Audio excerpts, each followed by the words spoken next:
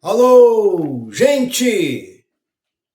Nossa, Evangelho da Graça é coisa nossa. Nós estamos juntos, estamos nessa, meu irmão, minha irmã. Seja bem-vindo a este canal. Verdadeira Graça do seu irmão em Cristo, Nilson Queiroz. Esse que vos fala. Sou muito grato por você, meu irmão, minha irmã, do norte, do sul, do leste, do oeste, do centro do Brasil, aonde você estiver, fora do Brasil, da África, da Europa e de outros países onde o nosso povo brasileiro está espalhado por todo o mundo. No mundo inteiro você encontra brasileiro. Essa é uma grande nação. Uma nação com 213 milhões de habitantes e vários milhões estão fora aqui do Brasil. Mas nós estamos aí juntos. E o tema da mensagem que eu tenho é essa: crente, seja um convertido. Porque muitos crentes têm sido convencidos. A palavra mais correta é essa, é convencido. Porque muitos crentes fanáticos, eles são fanáticos dentro da sua religião. Ele acha, quanto mais ele vai, quanto mais ele ora, quanto mais ele jejua, quanto mais ele contribui, quanto mais ele está ali do lado do pastor, mais benção, mais a sua vida é preciosa diante de Deus. Isso é mentira. Isso é mentira.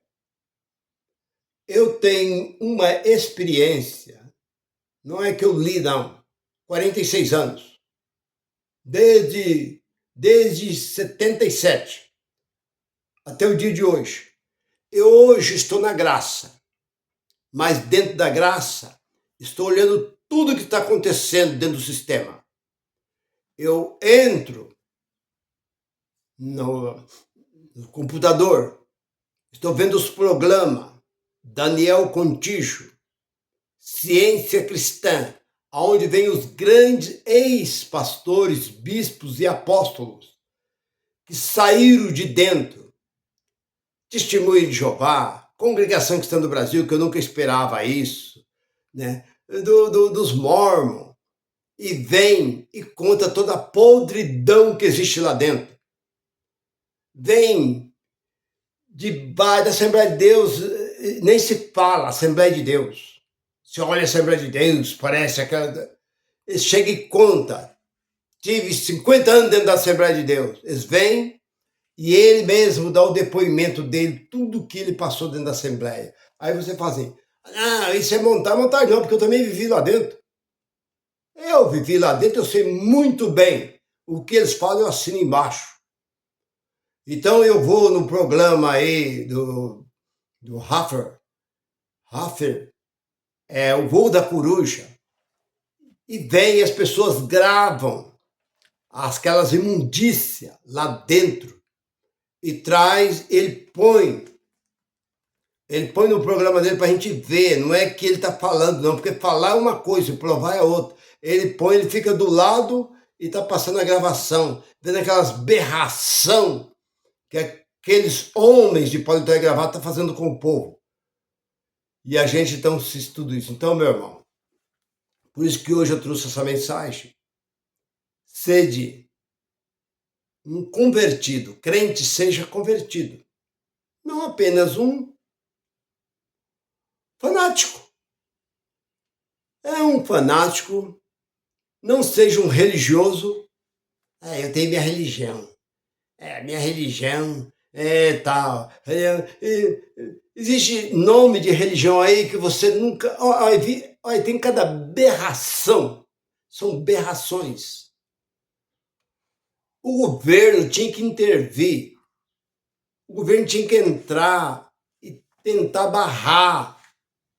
Porque assim como hoje, as autoridades estão preocupadas com o tráfico de droga, que está espalhado aí por todo o Brasil, ele devia também entrar no meio dessas imundícia chamada igreja. Agora foi preso, fiquei sabendo ontem, 8 pastores que fazia assalto a cargas de caminhão, roubava, mas foi em Goiás, roubava e vendia, abrir igreja para lavar dinheiro. Porque a igreja não tem que prestar nada para o governo. E simplesmente eles falam que abriu lá o gasofilácio, tinha lá 1 milhão lá dentro. Mas como? Doaram. Foi algum empresário lá e jogou 1 milhão lá dentro. Isso é o que eles dizem. Mas é muito fácil.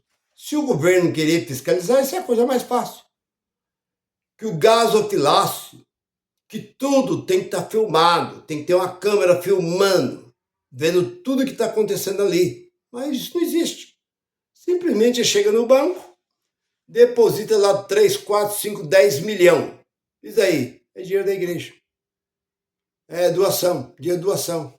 Então, dinheiro de doação não tem nada marcado. Porque antes o povo ainda dava com cheque. Os Estados Unidos ainda tem uma boa coisa. O que você doa, quando chega no fim do ano, vem uma carta te agradecendo e para você combater aquilo no imposto de renda. E aqui no Brasil? Eles não falam nem obrigado para vocês, acham que você não fez mais do que a sua obrigação. Então, irmão, esse negócio de crente, fanático, ou aqueles convencidos, que acha que é só, não, é só a minha igreja. Irmão, mas não, é só a minha igreja é a única. Fora da minha não há salvação. Eu falei um dia desse aí, sobre esse negócio de véu. Eu falei dentro desse livro. Teve alguém que não gostou, porque eu ouço, eu estou vendo. Eu pego a notícia quentinha. Pego a notícia aqui. Eu sou aposentado, eu estou em casa o dia todo. Eu posso ver o que eu quiser ver. E eu não sabia esse negócio de que esse tem o véu como fosse algo de santidade, fosse uma coisa santa, que a mulher tinha que ter o véu, que o véu é um símbolo de santidade. E o que era o véu? Para cobrir a cabeça das prostitutas.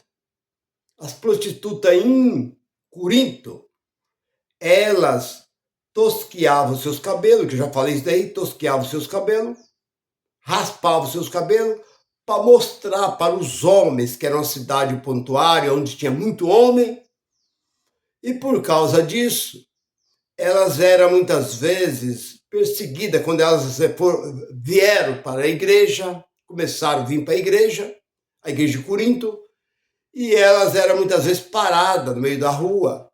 Os homens viam aquelas mulheres, os cabelos tosquiados, cabelo curto, cabelo pequeno, cabelo raspado, vinha. Então elas recebiam muito ataque de homem. Então Paulo escreveu uma carta, cubra com véu.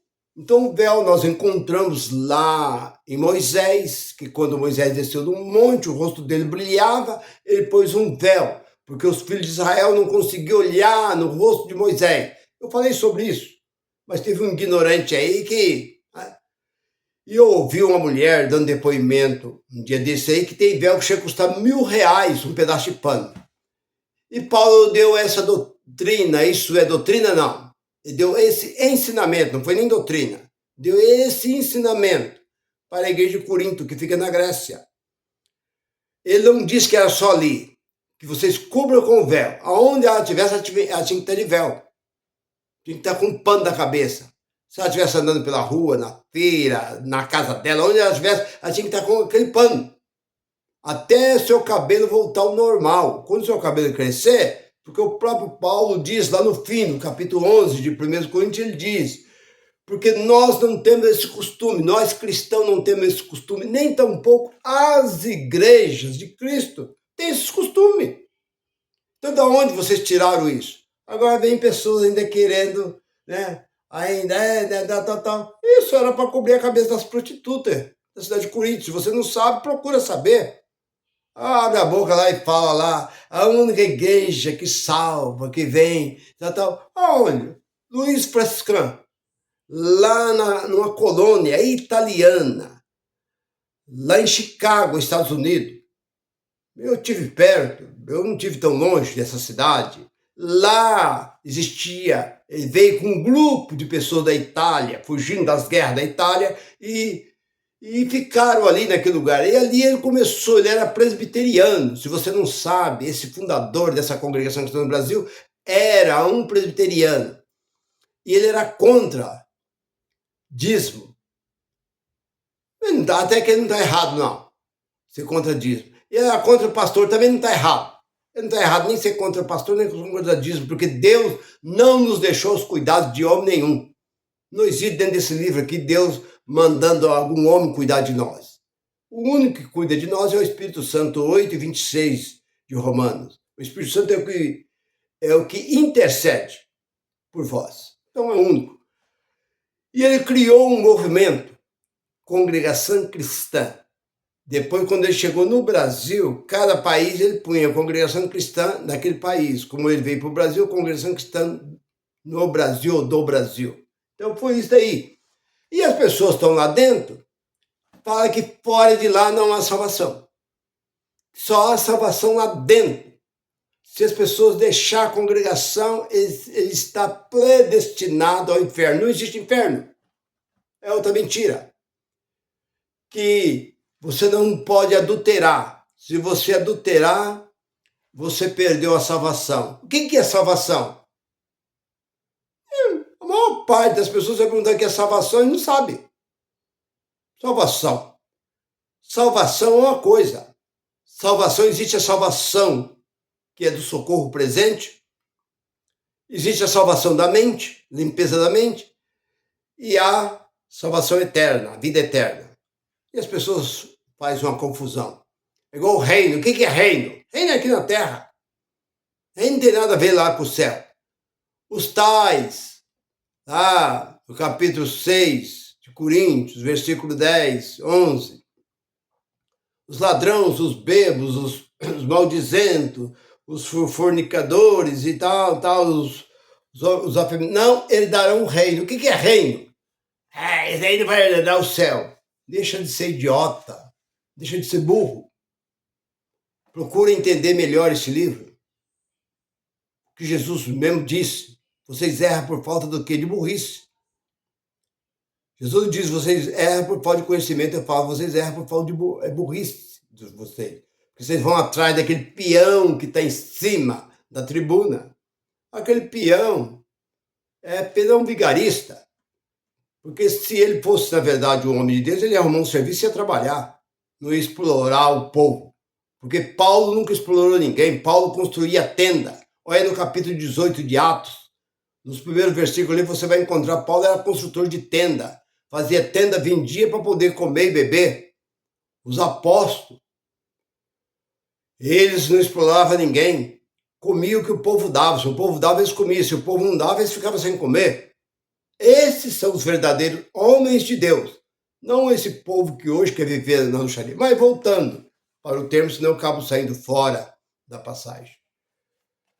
Seja um convertido, você que é crente, que você aponta a sua denominação, Mormon, Sétimo Dia, Assembleia de Deus, Deus é amor, esse monte de nome aí que não existe nome aqui dentro. A igreja que está em Corinto, a igreja que está em Colosso, a igreja que está em Éfeso, a igreja que está em Roma, de acordo com a cidade que ela estava, era o nome que assim chamavam os apóstolos. A igreja que está na casa de fulano, era assim. Mas, voltando agora para a palavra. Pedro, quem era Pedro? Pedro era um discípulo bem próximo de Jesus. Então é aquilo que eu comecei lá no início. Aquele que está bem próximo daquele chefão lá. Lava o carro dele, engraça o sapato dele, vai na casa dele cortar a grama do jardim, pega o cachorro dele, vai dar a volta, leva as crianças na escola atrás, fica puxando o saco daquele camarada o dia inteiro. Deixa os seus afazeres na sua casa para ficar puxando o saco desse camarada lá dentro da casa dele, na igreja, em qualquer lugar. Então você acha que essa pessoa é uma pessoa convertida, uma pessoa transformada. Mas Pedro era muito próximo de Jesus. E o que Jesus diz para Pedro? Pedro, Satanás pediu para se andar contigo, mas eu roguei por ti para que a tua fé não desfaleça. Tu, Pedro, quando se converter, fortalece os seus irmãos. Bem, vamos agora meditar um pouco em cima disso. Pedro, Satanás pediu para se andar contigo. Quem é Satanás? Satanás é um acusador. Satanás, aliás, é um acusador não. O acusador é o diabo. Satanás é aquele que opõe na vida da pessoa. Como Jó, vindo dos filhos de Deus, veio também Satanás. Aquele que opunha na vida de Jó, porque Jó era um homem muito bem sucedido. Então Pedro quis se pôr na vida de Jesus. Por isso que Jesus chamou ele de Satanás. Para trás de mim, Satanás. Senhor, não deixe que isso aconteça.